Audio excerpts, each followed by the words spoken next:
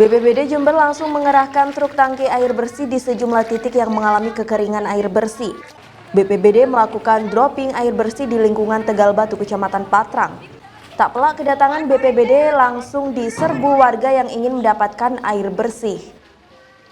Hal ini dikarenakan kawasan ini telah mengalami kekeringan selama 2 bulan terakhir dan warga harus berjalan kaki sejauh 1 km untuk menuju sumber mata air untuk mendapatkan air bersih. Ya kalau kesulitan memang mulai dulu, cuman ya sebagian, bukan tidak semuanya. Ya. Terus untuk mendapatkan air bersih kalau nggak ada bantuan ini bagaimana? Ya dari sungai, sumber. Berapa jauh, Pak? Sekitar 1 kilo, kurang lebih 1 kilo sudah. Itu juga harus antri lama, Pak ya? Iya. Terus dengan adanya bantuan air bersih ini bagaimana, Pak? Ya terbantu lah. Sementara itu dari data BPBD Jember di Kabupaten Jember terdapat 6 titik rawan kekeringan yakni Kecamatan Silo, Pakusari, Sumber Jambe, Rambi Puji, Patrang, dan Arjasa. Sekarang masih 1 titik, tapi ada beberapa yang berpotensi, tapi kita tetap memantau pada perkembangan hari-hari berikutnya.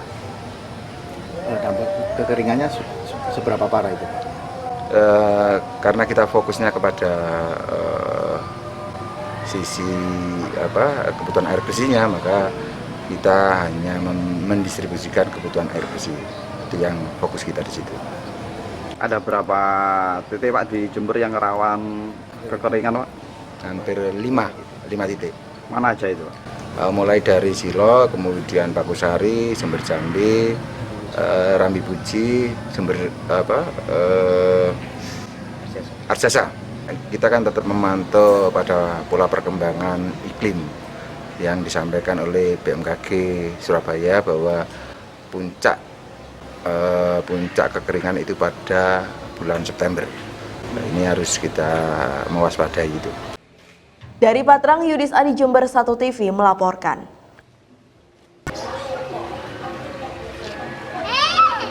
Menyikapi hal tersebut, pengamat kebencanaan Kabupaten Jember, Joko Mulyono, mendesak seluruh elemen terkait di Kabupaten Jember untuk melakukan perencanaan jangka panjang terkait kekeringan. Mengingat kekeringan bukanlah bencana dadakan, namun sudah bisa diprediksi dari musim yang bergulir di Indonesia. Apalagi kini kekeringan tak hanya di Patrang saja, namun juga beberapa wilayah lain sudah mulai terdampak seperti di Kecamatan Arjasa, Jelbuk, Jenggawa, Sumber Jambe, Rambi Puji, serta Silo. Untuk mengantisipasi dampak kekeringan tersebut agar tak semakin luas ke depannya, Joko memberikan masukan kepada pemerintah daerah dan dinas terkait untuk melakukan upaya mitigasi. Karena bila dilihat dari wilayah yang terdampak kekeringan sudah terjadi alih fungsi lahan. Bila dulu masih banyak pohon besar yang bisa menyerap air kala musim hujan, kini sudah habis ditanami tanaman produktif atau musiman. Sehingga bisa dipastikan bila musim hujan akan banjir dan bila musim kemarau akan kekeringan karena resapan air sudah tidak ada lagi. Apa yang harus dilakukan sebagai pengamat kebencanaan ini, bahwa kekeringan itu kan bukan by accident, bukan tiba-tiba jadi, tidak, tapi sudah melalui proses yang panjang. Jadi kalau kita melihat sebab apa kekeringan itu, ya kembali kepada perilaku manusia itu sendiri. Karena di daerah-daerah yang saya sebutkan tadi nampaknya dulu itu adalah mungkin dipenuhi oleh pohon-pohon besar, pohon-pohon lindung itu, kemudian beralih ke disebut dengan deforestasi, pengalihan fungsi lahan yang digunakan untuk tanaman-tanaman musiman, ya kan, dan sebagainya itu, sehingga derai hujan pada waktu musim penghujan itu tidak bisa diserap oleh pohon itu, sehingga kemudian jatuhnya derai itu ke tanah dan kemudian erosi, kan itu kan, erosi akhirnya jadilah longsor. Jadi hampir bisa dipastikan wilayah-wilayah yang dulu banjir, wilayah-wilayah yang longsor sudah pasti kekeringan. Selain itu, pihak terkait juga harus segera menggagas upaya antisipasi jangka panjang, salah satunya yakni reboisasi di kawasan kekeringan, agar ke depan saat kemarau tidak lagi mengalami kekeringan tersebut. Sementara itu, Kabid Kedaruratan BPBD Jember Asra memprediksi musim kemarau ini akan mengalami puncaknya pada bulan September mendatang. Kini segala upaya dari BPBD Jember dibantu oleh PDAM Jember terus melakukan dropping air bersih kepada warga yang terdampak kekeringan. Saat ini masih Desa Tegal Batu, Kecamatan Patrang saja yang dilakukan dropping air bersih rutin 2 hari sekali. Asra juga menghimbau kepada masyarakat wilayah lain yang ingin terbantu dengan air bersih bisa langsung menghubungi atau melapor langsung ke Pusdalops BPBD Jember. Nantinya akan segera ditindaklanjuti. Pengalaman tahun-tahun sebelumnya itu saya mendapat informasi dari teman-teman TRC. Nanti mungkin puncaknya adalah pada bulan September. Nah ini kekeringan. Nah, nanti setelah September, Oktober sudah mulai ada turun hujan sedikit-sedikit. Nah ini kemudian berlanjut antisipasi untuk musim penghujan. Jadi kita terus gitu. Ada warga yang mau melapor ya nggak Pak teknisnya Pak? Silakan saja melapor ke BPBD, ya ke BPBD dengan nomor teleponnya itu ada. Nanti akan saya beritahu nomor teleponnya. Jadi silakan telepon ke Pusdalop. Nah dari Pusdalop nanti akan menindaklanjuti untuk melakukan survei. Apakah memang benar-benar wilayah tersebut mengalami kekeringan. Nah ketika teman-teman melakukan survei sudah dinyatakan A1 dengan model asesmen itu, langsung kita turunkan mobil tangki untuk memenuhi kebutuhan air tersebut. Dari Jember, Yudisa di Jember 1 TV melaporkan. Pemirsa, musim kemarau menyebabkan kekeringan di berbagai wilayah yang ada di Indonesia, khususnya yang ada di seekskresidenan Besuki seperti Lumajang, Banyuwangi, Jember, dan Bondowoso. Nah, menanggapi hal tersebut, pemerintah juga memprediksi bahwa kekeringan di tahun 2019 ini lebih parah dibandingkan tahun sebelumnya. Untuk itu, pemerintah menetapkan juga kekeringan ini sebagai salah satu bencana. Kali ini saya akan mengajak Anda untuk mengikuti program launching aksi tanggap bencana darurat, yaitu pemberian air bersih di berbagai titik yang ada di Kabupaten Jember. Langsung saja pemirsa, berikut informasi selengkapnya untuk Anda.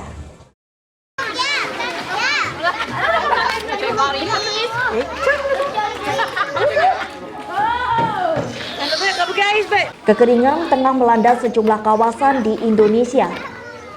Menurut data Badan Nasional Penanggulangan Bencana atau BNPB, ada 55 kota atau kabupaten yang menetapkan status siaga darurat bencana kekeringan. Tidak terkecuali wilayah Jawa Timur, di mana total 25 daerah mengalami status siaga bencana kekeringan yang diperkirakan dapat memberikan dampak cukup parah bagi masyarakat. Oleh sebab itu, lembaga kemanusiaan yang tergabung dalam Aksi Cepat Tanggap atau ACT bekerjasama dengan Universitas Jember, BMKG, Polres Jember, BPBD, PDAM, Korps Relawan Kampus Universitas Jember, dan Masyarakat Relawan Indonesia atau MRI melaunching program Dermawan Atasi Kekeringan sekaligus pelepasan pendistribusian air bersih di beberapa titik kekeringan di wilayah Jember dan sekitarnya. Secara teknis, ACT mendistribusikan 7 water tank ke Bondowoso, Lumajang, Jember, dan Banyuwangi.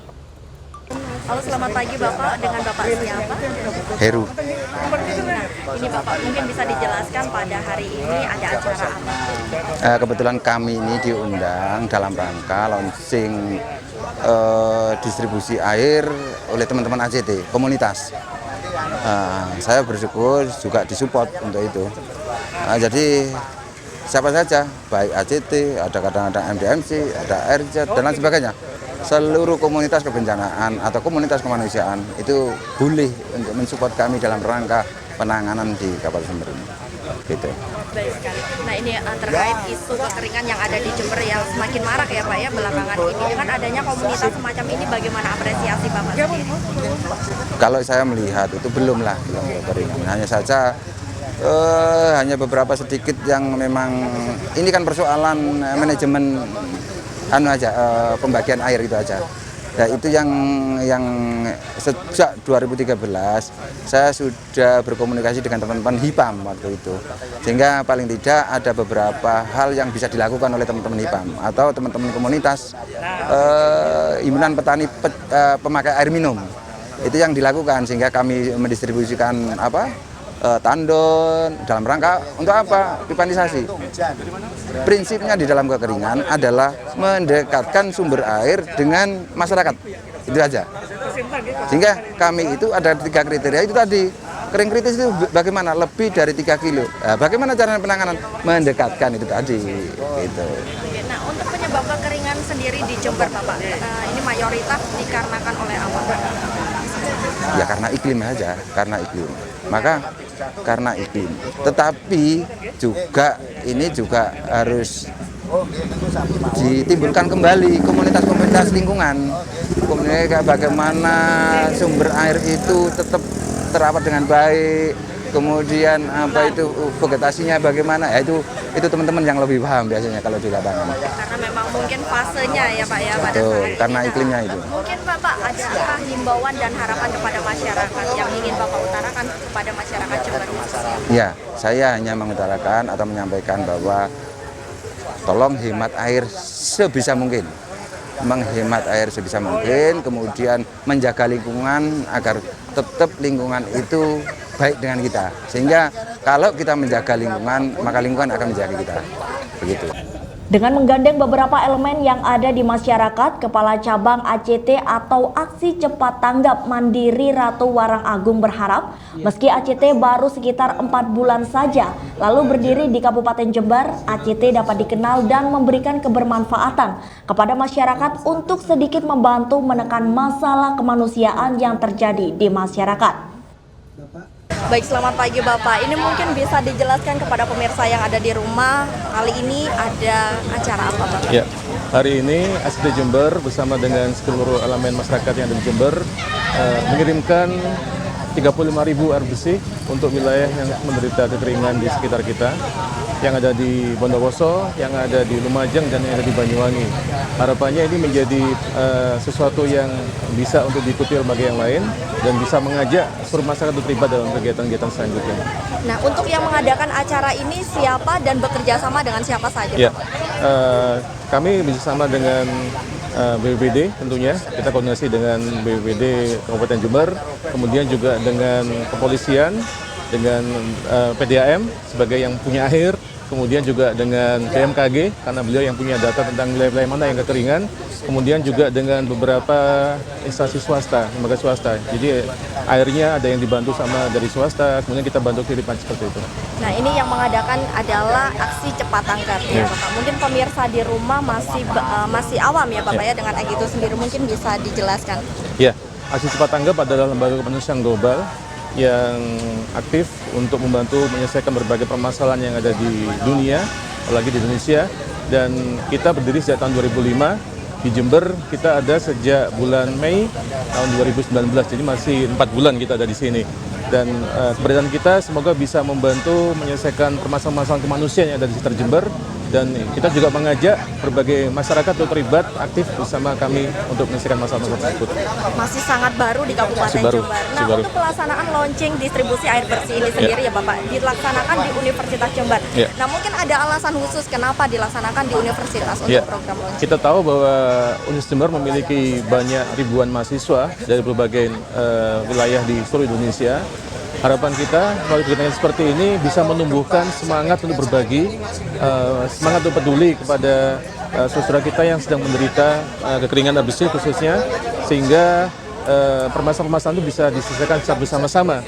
Mungkin bisa saja satu dua lembaga yang menyelesaikan, tapi kita ingin bersama-sama, karena bersama-sama kita akan lebih mudah dan lebih indah tentunya. Kita bersinergi dengan baik ya Bapak. Betul. Nah, ini apakah program ini akan continue dilakukan Bapak? Ya. Jadi insya Allah mohon doanya juga, kita mencanangkan ini bisa kita lakukan minimal sampai bulan Desember. Tadi disampaikan oleh Bapak dari BMKG, bila memang sekiranya lebih panjang kita akan siapkan. Artinya kita akan mengikuti kondisi yang ada di masyarakat, bila memang kondisi kekeringan bisa lebih cepat, lebih baik. Tapi bila pun lebih panjang kita juga akan siapkan untuk segala kemungkinan terjadi. Nah, ini apakah ACT juga memfasilitasi bagi masyarakat yang mengalami kekeringan bagaimana prosedur yang harus dilakukan? Bapak? Ya, jadi kita menjadikan distribusi air bersih ini sebagai sarana awal kita untuk membantu, karena ini adalah program jangka pendek. Tentunya kebutuhan air bersih ini hanya cukup 1-2 hari saja. Setelah itu kan tidak cukup lagi, kita perlu support lagi. Nah, untuk jangka menengah dan jangka panjangnya kita akan siapkan pembangunan sumur bor yang itu bisa lebih masif lagi, mencukupi kebutuhan masyarakat sepanjang hari, sepanjang tahun, dan harapan kita betul-betul bisa digunakan secara maksimal. Termasuk juga dalam hal ini kita juga menyiapkan sumur bor untuk keluarga, sumur untuk keluarga serta pipanisasi dari sumber-sumber air kepada masyarakat yang membutuhkan, dari sumber kepada lingkungan masyarakat. Karena kita tahu juga banyak masyarakat kita yang tinggalnya cukup jauh dari sumber air, wilayahnya juga kesulitan untuk bisa dibuatkan sumur, sehingga cukup pipanisasi yang kita lakukan. Baik. Nah, untuk masyarakat yang ingin mendapatkan prosedurnya bagaimana, Bapak? Ya, bisa mendatangi kantor ACT Jember yang beralamat di Jalan Karimata nomor 50A, Kafling 3, atau menghubungi kontak pesan yang ada di kami. Baik, terima kasih Bapak atas waktunya. Oke.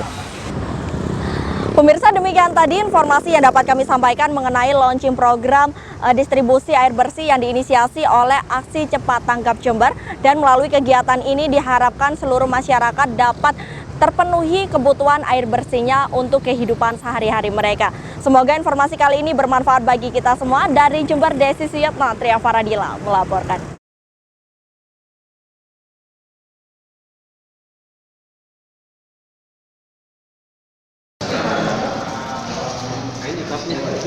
Seperti yang dilakukan oleh Go Bakso Indonesia ini, layanan kepada para pecinta bakso bisa lebih mudah karena bisa melakukan pemesanan bakso secara online setiap saat dan setiap tempat.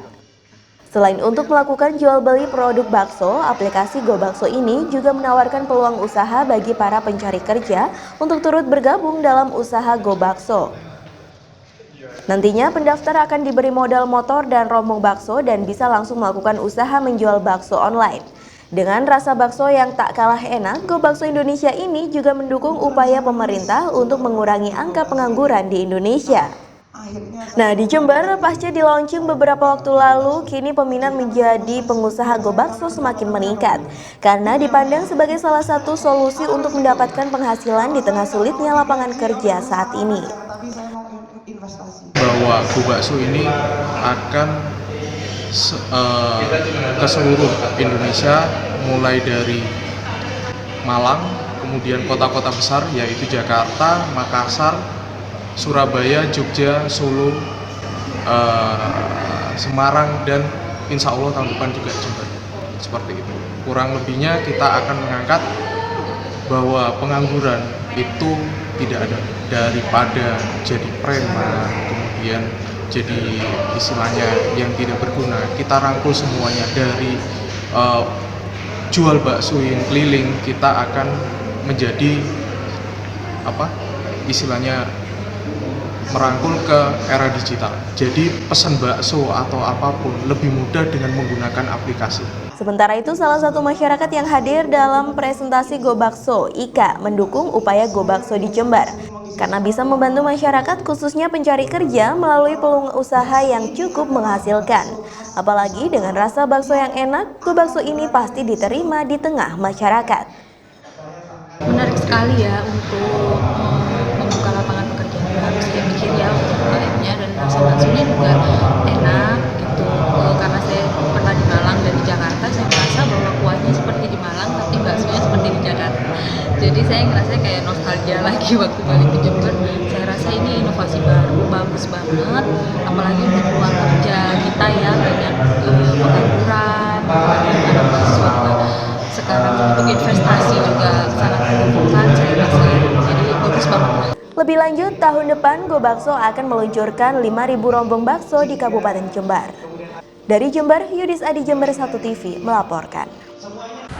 Pemirsa, kali ini saya sedang berada di Kodim 0824 Jember, dan pada kesempatan ini saya akan mengajak Anda untuk mengikuti acara lepas pisah Kodim 0824 Jember, yaitu dari Letkol Infantri Arif Munawar kepada Letkol Infantri Laude Muhammad Nurdin. Langsung saja pemirsa, berikut informasi selengkapnya untuk Anda.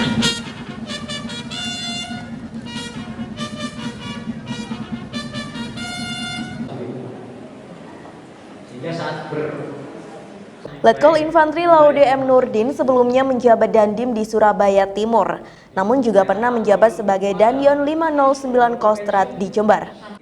Keberadaan komandan baru ini disambut antusias oleh para prajurit Kodim 0824 untuk terus melanjutkan tongkat estafet kinerja pimpinan sebelumnya, Letkol Infantri Arif Munawar. Pada tanggal 26 Agustus 2019, secara resmi dengan prosesi pedang pora, Letkol Infantri Laude M. Nurdin menjabat sebagai Dandim 0824 Jember. Sedangkan pejabat lama Letkol Infantri Arif Munawar bergeser menduduki jabatan sebagai Kasbrik 9 Jember.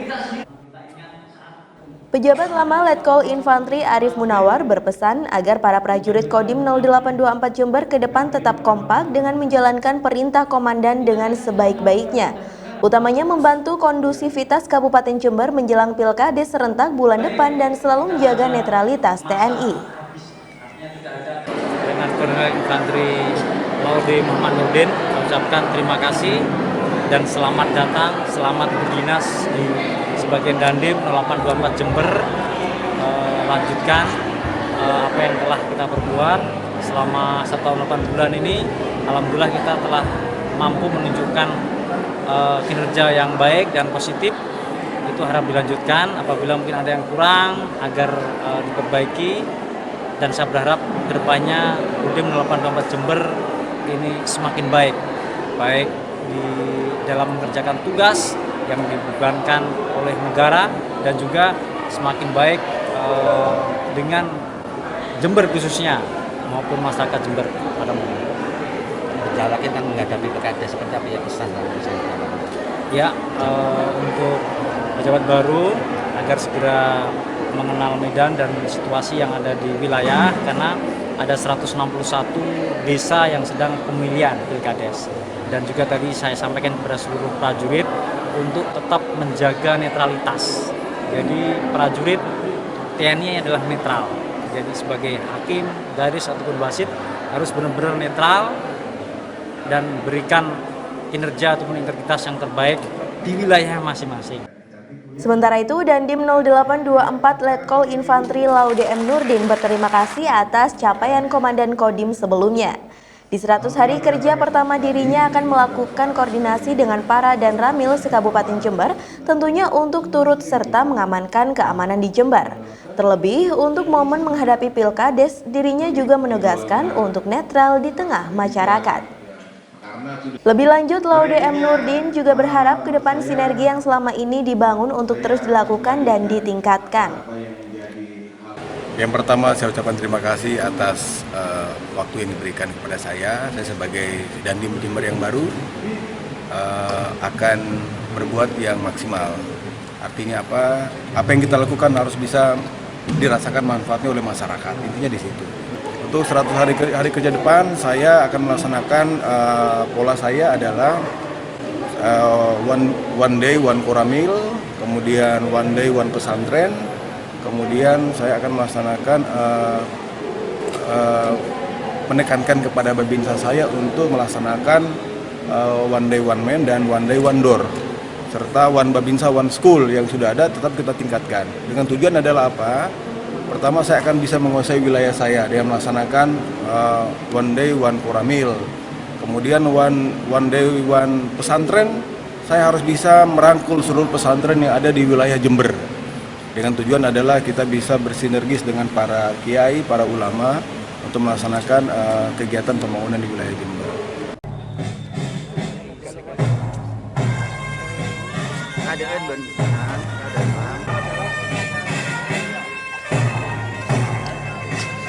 Pemirsa, demikian tadi acara lepas sambut Komandan Kodim 0824 Jember. Semoga informasi kali ini bermanfaat bagi kita semua.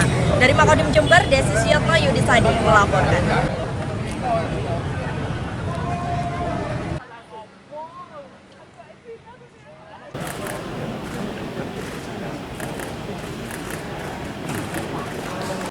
Letkol Infantri Laude Muhammad Nurdin resmi menjabat Komandan Kodim 0824 Jember, menggantikan Letkol Infantri Arif Munawar yang saat ini menjabat sebagai Kasbrik 9 Jember.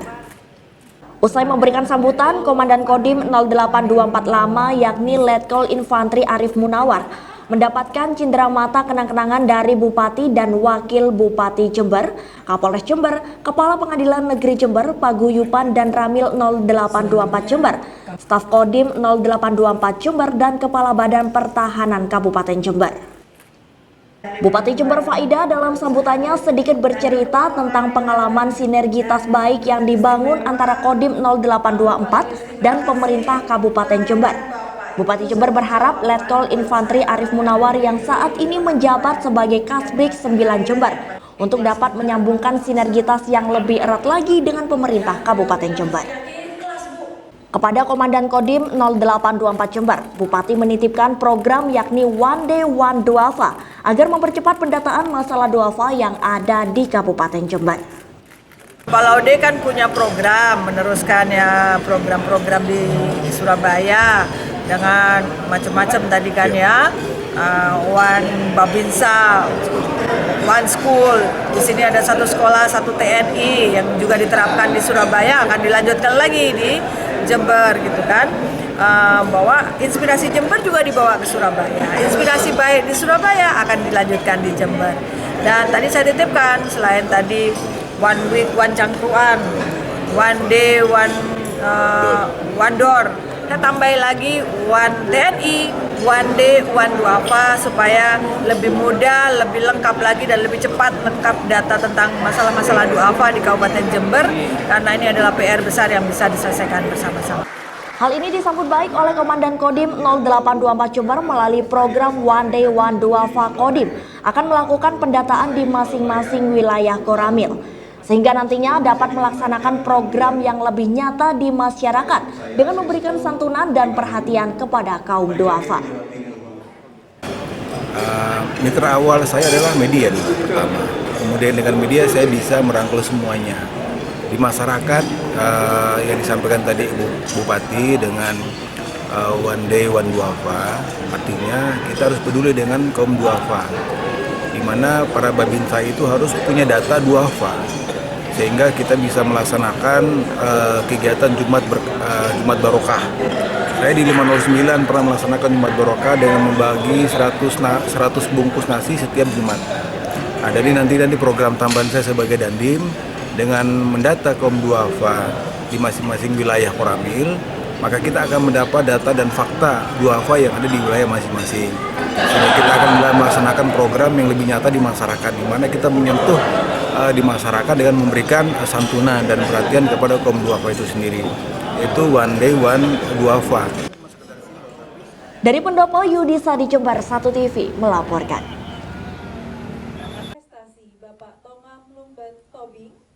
Tindakan tegas penutupan ribuan vintage ilegal dilakukan karena diketahui telah banyak merugikan nasabah dan banyak tindakan yang kurang baik terkait sikap penagihan yang dilakukan. Ketua Satgas Waspada Otoritas Jasa Keuangan Pusat, Tongam L. Lobing menegaskan penutupan yang dilakukan tersebut karena vintage ilegal telah banyak melakukan tindakan penagihan yang kurang baik, seperti halnya teror yang dilakukan di media sosial. Teror itu dilakukan kepada keluarga nasabah hingga ada yang diupload ke media sosial. Padahal berdasarkan aturan yang telah ditetapkan, vintage tidak boleh melakukan penagihan yang bisa membuat konsumen tidak nyaman. Diketahui untuk vintage legal ini tercatat ada 127 perusahaan dengan per 7 Agustus ini ada 15 perusahaan baru. Maraknya pinjaman online ini memang karena kemajuan teknologi informasi saat ini tidak bisa kita bendung. Kita tidak akan bisa membuat dia jadi nol. Tetapi edukasi ke masyarakat ini yang kita tingkatkan, supaya masyarakat kita lebih sadar dan waspada kalau ada pinjaman online ilegal. Jadi harapan kami kepada masyarakat lebih cerdas, gunakan fintech lending yang terdaftar di OJK. Daftarnya ada di website OJK atau di call center 157. Dari Jember, DKJ Jember 1 TV melaporkan. Banyaknya kasus pinjaman online membuat Otoritas Jasa Keuangan ingin mengajukan undang-undang ke DPR. Karena menurut Ketua Satgas Waspada Investasi OJK Pusat Tongam L. Lobing, sampai saat ini belum ada undang-undang tentang hukuman vintage ilegal, sehingga jika ada kasus tersebut maka tidak bisa dibawa ke ranah pidana, melainkan hanya perdata saja. OJK sendiri sudah mempersiapkan pengajuan undang-undang karena di zaman teknologi ini sudah mulai banyak masyarakat yang menjadi korban vintage ilegal. Jika sudah ada regulasi yang jelas, maka diharapkan vintage yang tidak mengantongi izin bisa dipidanakan dan langsung ditutup. Seperti kita ketahui bahwa inisiatif pembuatan undang-undang itu ada di pemerintah dan DPR tentunya. Oleh karena itu kami dari Satgas Waspada Investasi mendorong perlunya segera kita memiliki undang-undang fintech. Paling tidak dari Satgas Waspada Investasi mengusulkan ada pasal yang mengatur bahwa setiap pelaku fintech yang melakukan kegiatan usaha di Indonesia harus berizin. Kalau tidak berizin, dia tidak pidana. Seperti perbankan, ada bank gelap, tidak pidana. Asuransi juga tidak pidana. Oleh karena itu, pengaturan mengenai fintech ini perlu segera dilakukan. Itu sudah diusulkan ke OPK? Ya, mudah-mudahan sudah ada proses arah ke sana untuk segera membentuk undang-undang mengenai financial technology. Dari Jember, DKJ Jember 1 TV melaporkan. Pasukan Operasi Patuh Semeru 2019 kali ini. Operasi Patuh juga digelar di Kabupaten Jember. Kamis pagi, Polres Jember menggelar apel Operasi Patuh Semeru 2019 di halaman Mapolres Jember yang diikuti oleh unsur TNI, Satpol PP, Dishub, serta jajaran Satlantas Polres Jember. Dipimpin langsung oleh Kapolres Jember AKBP Kusworo Wibowo, Operasi Patuh 2019 ini akan digelar selama 14 hari, mulai dari tanggal 29 Agustus hingga 11 September 2019 mendatang. Operasi Patuh 2019 ini akan menindak pelanggaran berlalu lintas, seperti pengendara di bawah umur, SIM, penggunaan helm, melawan arus, sabuk pengaman, hingga pelanggaran marka jalan. Bila ditemukan pelanggaran, sanksi ditilang akan diberlakukan oleh petugas. Dengan Operasi Patuh 2019 ini diharapkan bisa menurunkan angka kecelakaan di jalan raya, mengingat masih banyak kasus kecelakaan yang dialami oleh anak di bawah umur. Jadi pada hari ini kita awali Operasi Patuh Semeru 2019 ini pada tanggal 29 Agustus 2019 kita laksanakan selama 14 hari sampai dengan tanggal 11 September 2019 yang mana pelibatan personil yang dilakukan oleh Polres Jember itu sebanyak 97 dengan BKO dari TNI sebanyak 50 orang, 50 personil, di mana target kita adalah kepada kendaraan-kendaraan yang tidak menggunakan helm, kemudian melawan arus, pengguna kendaraan bermotor dengan anak di bawah umur, menggunakan kendaraan roda 4 tidak dengan menggunakan safety belt atau sabuk pengaman, menggunakan kendaraan roda 4 atau lebih tidak dengan sambil dengan menggunakan handphone. Nah, ini kita akan berikan tilang. Usai apel, jajaran Satlantas Polres Jember langsung memberikan sosialisasi kepada siswa dan siswi SMPK Maria Fatima di Jalan Kartini, Jember. Pada sosialisasi tersebut, polisi menyampaikan pentingnya keselamatan selama di jalan raya, serta membagikan brosur agar bisa disosialisasikan kembali kepada keluarga maupun teman terdekat. Sosialisasi ini pun mendapat tanggapan positif dari para siswa yang akan tertib berlalu lintas dan berjanji untuk mematuhi aturan yang berlaku. Kesannya adalah saya mendapat banyak hal yang biasanya menurut saya biasa saja, misalnya melawan arus, menurut saya itu biasa saja, namun setelah dibilangin saya kayak, oh ya udah, berarti lain kali kalau saya dijemput pakai apa gitu terus melawan arus, saya harus lebih menegaskan pada supir saya. Dari Jember, Yudhisa di Jember 1 TV melaporkan.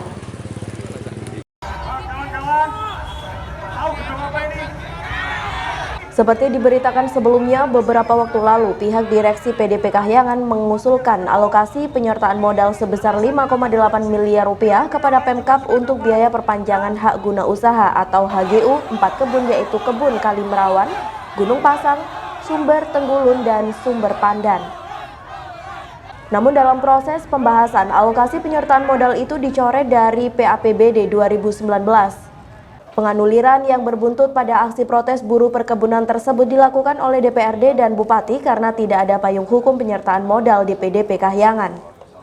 Oleh sebab itu, para wakil rakyat yang baru saja dilantik harus segera melakukan pembahasan peraturan daerah atau perda penyertaan modal PDP Kahyangan. Menurut Wakil Ketua DPRD Jember dari fraksi Gerindra, Ahmad Halim, agenda pembahasan tersebut sudah masuk dalam list utama di DPRD Jember dan sudah disepakati oleh semua anggota. Namun sebelum melakukan pembahasan perda tersebut, DPRD masih harus menyelesaikan pembahasan definitifnya pimpinan dewan dan pembagian atau pembentukan badan anggaran, komisi, dan fraksi. Ia berharap eksekutif dan legislatif bisa berkolaborasi dengan baik, tidak seperti tahun-tahun sebelumnya. Tentu kami berharap kerjasama positif dari eksekutif, terutama Bupati, bisa berkolaborasi tidak seperti tahun-tahun sebelumnya, tapi berupaya agar hubungan ini menjadi harmonis, terutama kepentingan masyarakat Jember yang lebih diutamakan. Dari Jember, DKJ Jember 1 TV melaporkan.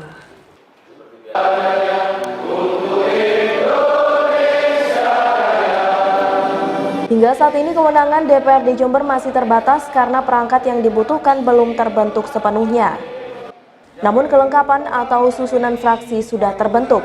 Di antaranya adalah fraksi PKB, fraksi Nasdem, fraksi PDI, fraksi PKS, fraksi P3 dan fraksi Gerindra yang bergabung dengan Perindo dan juga Partai Berkarya menjadi fraksi Gerindra Indonesia Berkarya. Menurut Wakil Ketua DPRD Jember Ahmad Halim, jika fraksi sudah terbentuk maka dalam 1 bulan ke depan seluruh perangkat dewan akan selesai dan mempunyai hak sepenuhnya sebagai wakil rakyat. Di fraksi dari unsur pimpinan itu sudah ada fraksi PKB, fraksi Nasdem, fraksi PDI Perjuangan, fraksi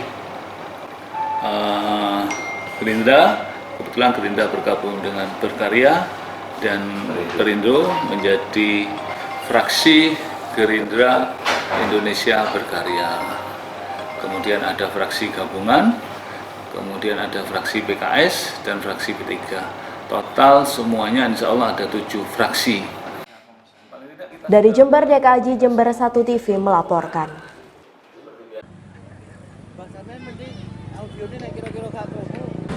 Halo pemirsa, kali ini saya sedang berada di depan gedung Wahyawi Bawagraha dan pada kesempatan ini saya akan mengajak Anda untuk berjalan-jalan menikmati roadshow bus KPK dengan tema Jelajah Negeri Bangun Anti Korupsi. Langsung saja pemirsa, ikuti perjalanan saya. Sejak 30 Agustus 2019, bus KPK seminggu ke depan akan berada di Kabupaten Jember dengan tema Jelajah Negeri Bangun Anti Korupsi. Keberadaan KPK di Jember ini diharapkan membawa virus positif kepada masyarakat untuk menghindarkan perilaku korupsi sejak dini. Di dalam bus ini terdapat layanan konsultasi serta terdapat beberapa aktivitas yang bisa dilakukan oleh pengunjung, seperti sosialisasi tentang bahaya korupsi, gerakan melawan korupsi hingga games menarik dengan tema memberantas korupsi.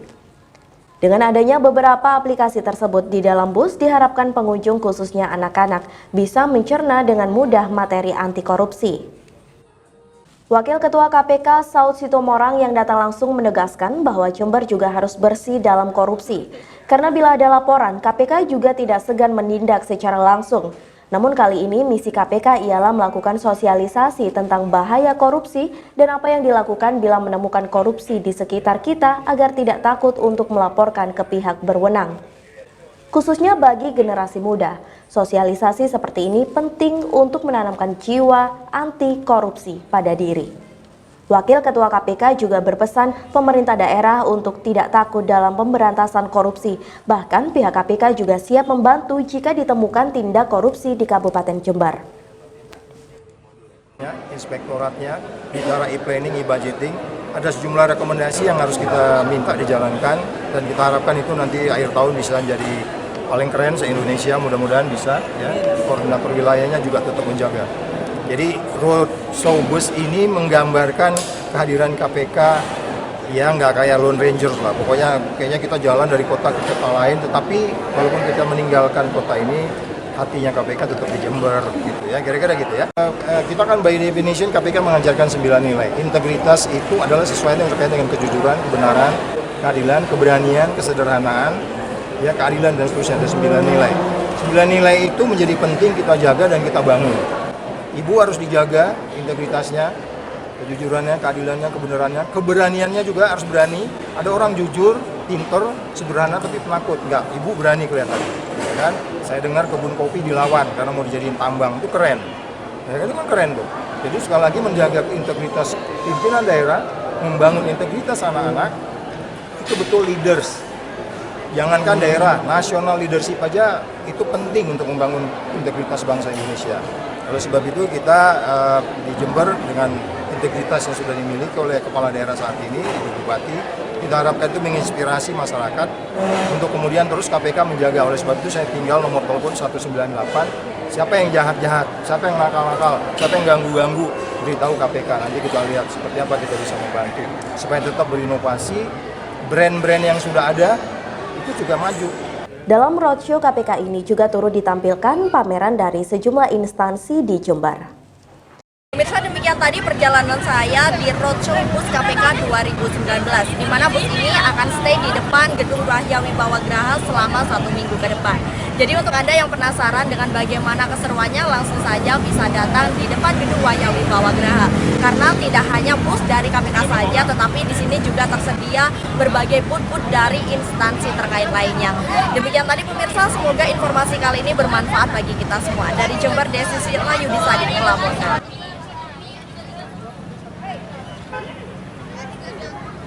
Dan kawan-kawan dan di depan Defile dari siswi SMP Negeri 7 Jember yang menyajikan tarian massal molong kopi atau panen kopi.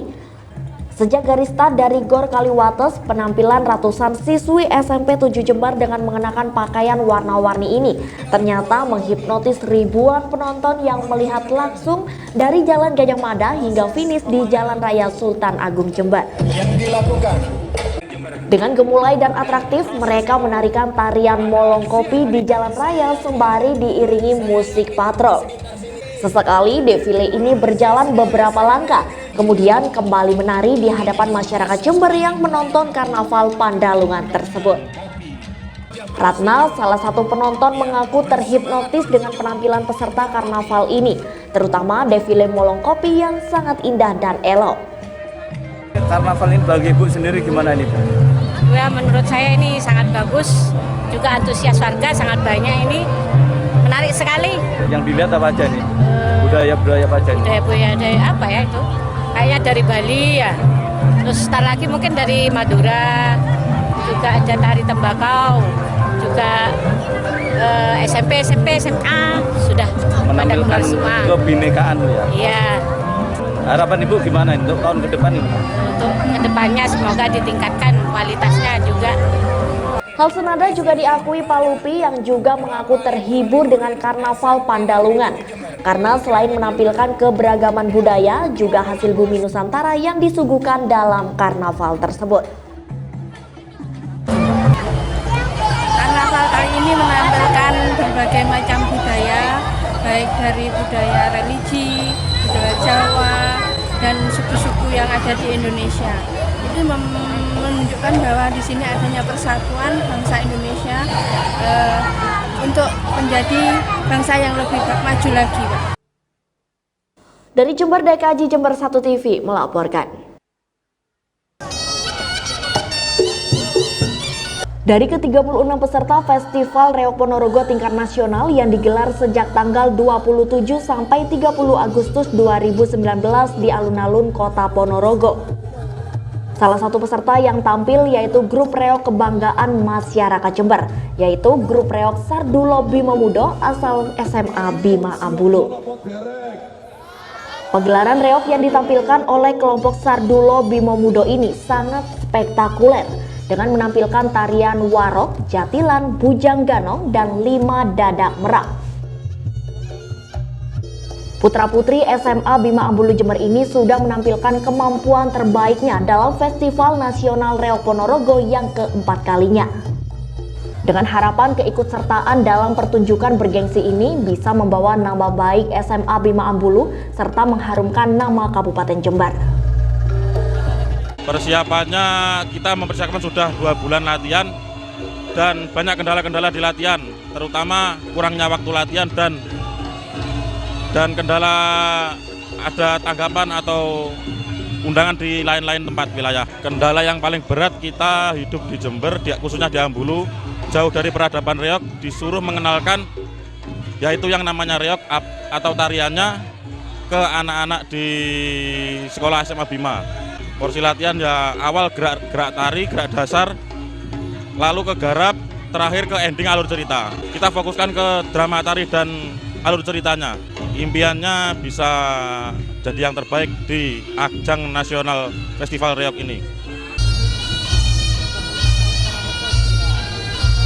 Siswa-siswi kami kontingen kesenian Reok Sardulo Mudo SMA Bima untuk menghadiri Festival Reok tingkat nasional di Ponorogo ini Alhamdulillah siswa-siswi kami semangatnya sangat luar biasa. Dan dengan adanya kegiatan ini berarti bakat minat dari siswa-siswi kami di bidang seni reog ini benar-benar bisa terbukti dengan baik, dan ke depan mudah-mudahan nanti bisa mengikuti lagi sebagaimana undangan dari panitia Festival Reog tingkat nasional di Ponorogo ini. Mudah-mudahan ke depan lebih baik. Dari Ponorogo, Bambang Sugiarto, Jember 1 TV melaporkan.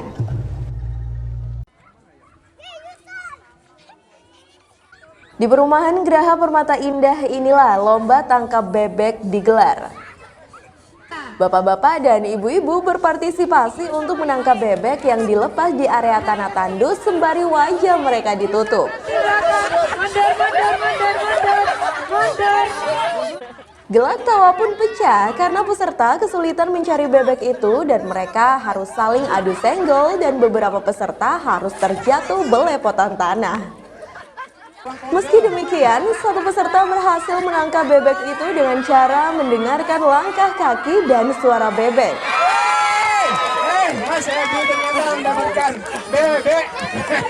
Menurut panitia penyelenggara, lomba ini sebagai bentuk membangun silaturahmi antar warga agar tetap guyup dan langgeng. Dan untuk pemenang, selain mendapatkan trofi, pemenang juga mendapatkan hadiah uang tunai. Kita menyelenggarakan lomba tangkap bebek. Kesulitan waktu lomba, ya kita kan tertutup mata, terus dengan minimnya ventilasi udara di situ kita untuk tetap bertahan berjuang memperoleh bebek yang jadi target itu. Hadiahnya sebetulnya kita simpel, tapi kita kan untuk lomba ini kita tidak mengutamakan hadiah, tapi untuk kekompakan. Dan alhamdulillah ternyata dari atas ya untuk nilai juang kita bahwasanya sekecil apapun dari sumbangsi kita untuk hadirnya ikut serta dalam lomba tangkap bebek ini merupakan bentuk kecintaan kita terhadap budaya leluhur bangsa Indonesia. Itu yang hingga saat ini masih terus dilestarikan. Alhamdulillah. Kita warga GPI sendiri sampai saat ini masih terus tetap mempertahankan budaya-budaya leluhur bangsa Indonesia. Seluruh peserta mengaku sangat sulit menangkap bebek dengan wajah tertutup. Namun dengan segala upaya, akhirnya ada peserta yang ternyata berhasil menangkapnya. Dari Jember, Yudis Adi, Jember 1 TV melaporkan.